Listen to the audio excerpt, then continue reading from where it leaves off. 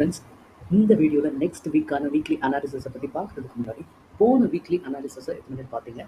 And அதில் நம்ம வந்து பார்த்துருக்கோம், மார்க்கெட் வந்து எக்ஸ்ட்ரீம் சப்ளைல வந்து நிற்குது. ஸோ இந்த இடத்துல வந்து நம்ம வந்து கன்ஃபர்மேஷன் இல்லாமல் உடனே சார் வந்து ட்ரை பண்ண வேண்டாம். அதே நேரத்தில் பையும் ட்ரை பண்ண வேண்டாம், ஜஸ்ட் வாட்ச் மட்டும் பண்ணுங்கன்னு சொல்லியிருக்கேன். அதோட முக்கியமாக என்னென்னா, மார்க்கெட் வந்து எக்ஸ்ட்ரீம் சப்ளைல இருக்கிறதுனாலேயே கொஞ்ச நாள் வந்து சைட்வேஸ் கன்சாலிடேட் ஆகிறதுக்கு வாய்ப்பு இருக்குன்னு சொல்லியிருப்பேன். எக்ஸாக்டாக பார்த்தீங்கன்னா இந்த வீக் வந்து மார்க்கெட் வந்து கன்சாலிடேட் தான் ஆகிருக்கு. இந்த ஹையும் மார்க்கெட் வந்து உடைக்கல, அதே நேரத்தில் இந்த லோவையும் market உடைக்கல.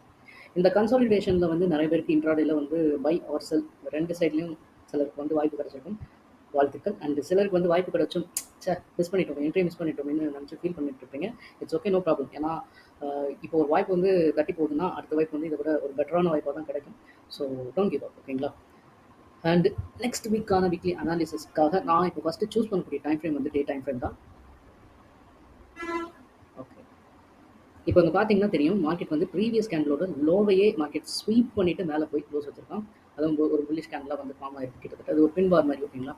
So extreme மூவும் bullish move தான். அண்ட் இது வந்து கிட்டத்தட்ட எப்படின்னா லோவர் ரிஜெக்ஷன் மாதிரி. ஸோ லோயர் ரிஜெக்ஷன் வந்து இந்த இடத்துல வைக்குதுன்னா மேற்கொண்டு மார்க்கெட் வந்து பிரேக் அவுட் கொடுக்குறதுக்குலாம் வாய்ப்புகள் இருக்குது. அதனால் பிரேக் அவுட் கொடுக்க போகுது அப்படின்னு நினச்சி வந்து உடனே வந்து பை ட்ரை பண்ணிடாதீங்க.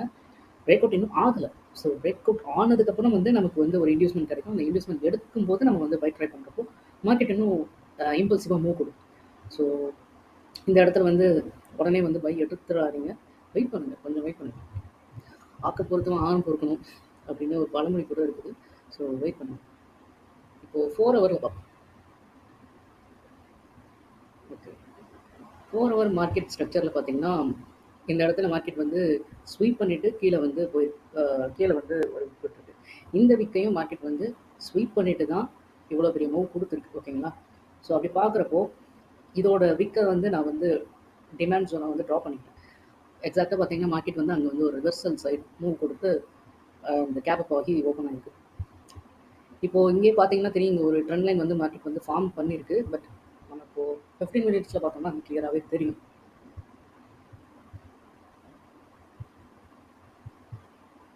தெரியுதா? இங்கே ஒரு ட்ரெண்ட் லைன் வந்து மார்க்கெட் வந்து ஃபார்ம் பண்ணியிருக்கு.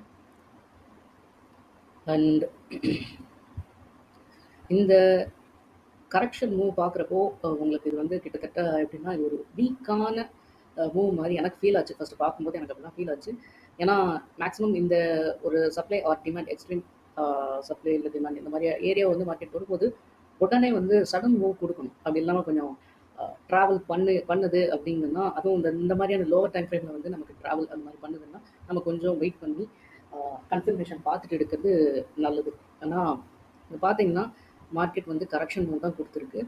ஸோ 15 மினிட்ஸில் வந்து இதோடைய ரேஞ்ச் எதுன்னு பார்த்தீங்கன்னா இதுதான் ஹையர் ஹை, இதுதான் ஹையர் ஹை. அண்ட் இதோடைய ஹையர் லோ வந்து எங்கே இருக்குன்னா இங்கே இருக்குது, ஓகேங்களா. ஸோ இந்த ஹையர் லோக்கும் அந்த ஹையர் ஹைக்கும் தான் ரேஞ்ச். ஸோ அப்படி பார்க்குறப்போ மார்க்கெட் இன்னும் 15 மினிட்ஸை பொறுத்த வரைக்கும் சேஞ்ச் ஆஃப் கேரக்டர் கொடுக்கல.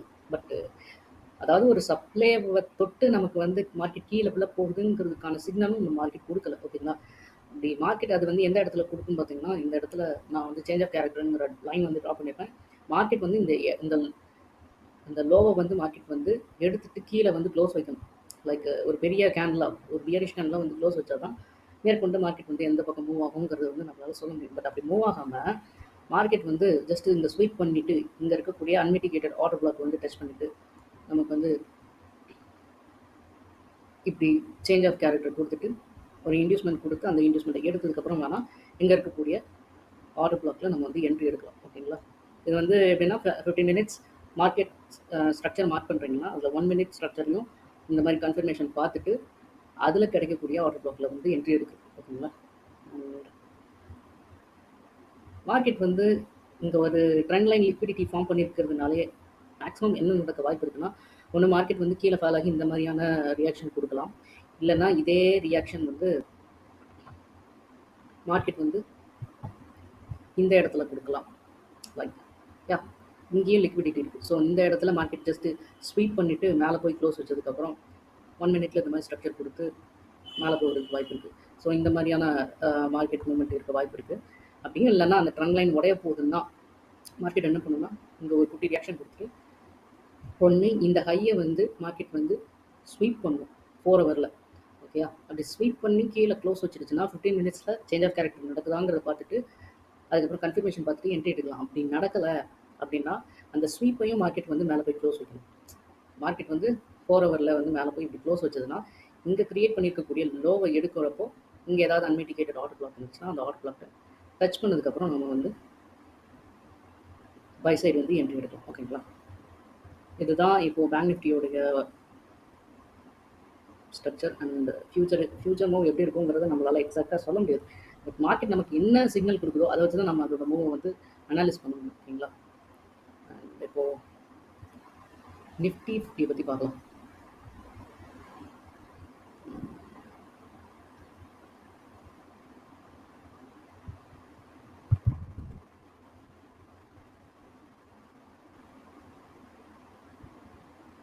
நிஃப்டி 50 அதே மாரி 4 ஹவர் இருக்கும்.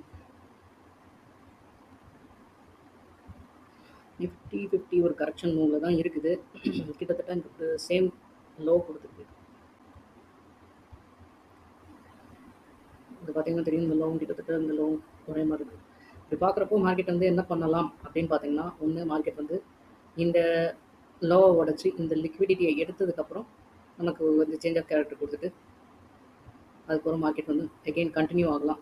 ராலி சைடு வந்து கன்டின்யூ ஆகலாம். அப்படி இல்லன்னா, மார்க்கெட் வந்து இவ்வளோ பெரிய கேண்டில் மூவ் குடுத்து கீழ போய் க்ளோஸ் வச்சுருச்சுன்னா, வெயிட் பண்ணணும். ஆனா, இங்க பார்த்தீங்கன்னா, இங்க ஒரு ஆர்டர் பிளாக் இருக்கு. இந்த அன்மிட்டிகேட்டட் ஆர்டர் பிளாக் இங்க நெறைய பேர் இன்ட்ரெஸ்ட் காட்டுவாங்க.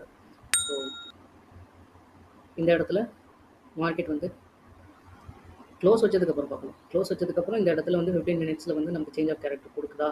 குடுத்ததுக்கப்புறம் ஒரு மார்க்கெட் இன்டியூஸ்மென்ட் கிரியேட் பண்ணி அத எடுக்க வருதாங்கிறத பார்த்துட்டு, அதுக்கப்புறம் என்ட்ரி சைடு வந்து செட்டப் வந்து எடுக்கலாம்.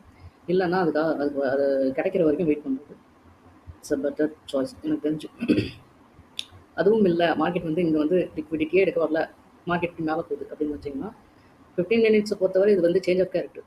4 ஹவர் பொறுத்தவரை இது வந்து இன்டியூஸ்மென்ட்டா ஆக்ட் ஆகுது. எப்படின்னா, இங்க வந்து அன்மிட்டிகேட்டட் ஆர்டர் பிளாக் இருக்கு. வித் இம்பேலன்ஸோட இருக்குது.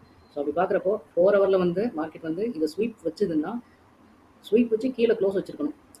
அப்படி கீழ க்ளோஸ் வைக்காம மேல போய் க்ளோஸ் வச்சிருக்கு, குட்டி கேண்டிலா இருக்கு அப்படின்னா, அட்லீஸ்ட் இந்த சப்ளைய வந்து மார்க்கெட் தொடுற வரைக்குமாச்சும் வெயிட் பண்ணணும்.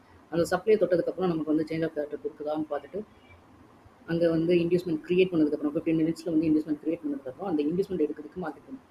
அப்போ இருக்கக்கூடிய இங்க ஒரு சப்ளை ஆர்டர் ப்ளாக்ல வந்து டச் ஆனதுக்கப்புறம் 1 மினிட்ல கன்ஃபர்மேஷன் பார்த்துட்டு செல் ட்ரை பண்ணலாம். எது வரைக்கும்னா, இந்த லோ எடுக்கிற வரைக்கும். லைன் ட்ரா பண்ணிருக்கீங்களா? அந்த லைன் வரைக்கும் தான் மார்க்கெட்ல வந்து நீங்க வந்து செல் ட்ரை பண்ணலாம். அண்ட் இதுதான் 4 ஹவர் பொறுத்தவரை நிஃப்டியோடைய மூவ்மெண்ட் எப்படி இருக்கு, ஸ்ட்ரக்சர் எப்படி இருக்கு. But 15 minutes